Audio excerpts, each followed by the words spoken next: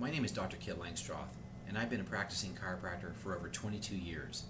The reason I became a chiropractor was because I had several injuries to my neck and back that almost left me paralyzed. I want to tell you something.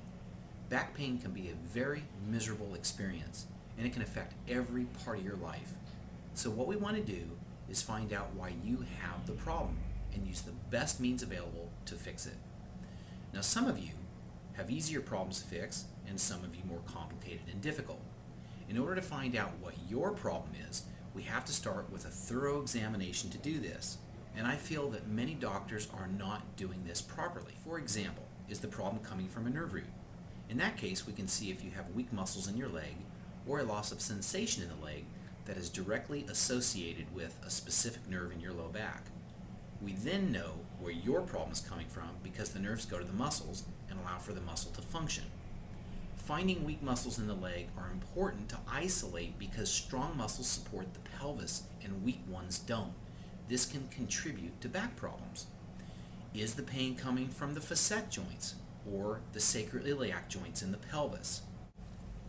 The facet joints are located in the back part of the spine, and as you can see, it forms a joint when two vertebrae move. When the bone is out of place, what will happen is it'll create grinding and inflammation in that joint. This can be a very easy fix. The sacroiliac joint is formed between the pelvis and the sacrum, and here's the joint. If the pelvis is out of place or it's rotated, it can create inflammation in this joint as well, and this can be very, very severe pain. It can even radiate pain down the leg, for example. Is the problem coming from a disc bulge or herniation? Disc problems do exist in many chronic low back pain patients, but don't worry because a lot of the things that we do will address this. X-rays are also important for two reasons.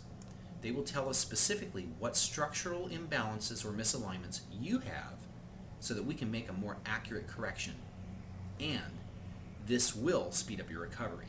Second, it will tell us how bad you really are. So what's the solution? There's 7 things that I have found that will really help your back. Number 1, specific alignment techniques. The more specific we can get in aligning the spine, the better the result.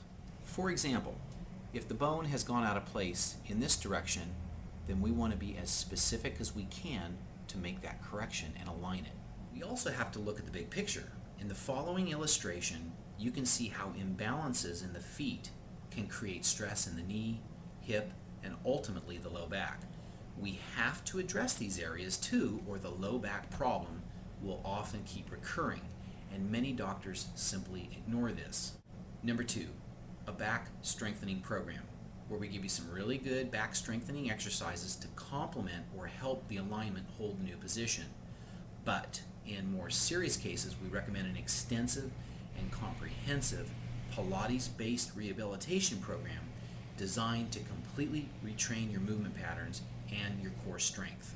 Those are the muscles that support the spine. Number 3, we also have deep tissue massage for muscles that need hands-on deep tissue work for old injuries or damaged muscle.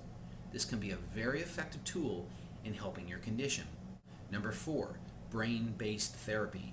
This is for the more difficult case where pain stems from the central nervous system.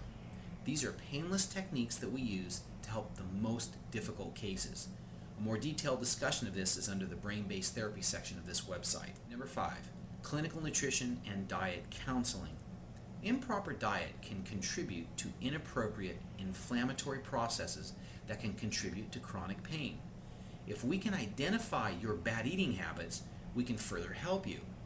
Clinical nutrition deals with analyzing blood, urine, and saliva testing and making recommendations to change your blood chemistry. Sometimes the things that are going on inside your body can also affect pain. If there's a problem, we'll find it. Number 6, cardiovascular exercise. A lot of people stop exercising because of the pain. Once we get you feeling better, we want you to graduate into some form of exercise you can do on your own because studies have shown that individuals who do this have less pain. Number 7, oxygen enhancement therapy. This can be very helpful for the more difficult and chronic cases as well because the brain and nerves need fuel, which is oxygen, to help calm those pain signals down.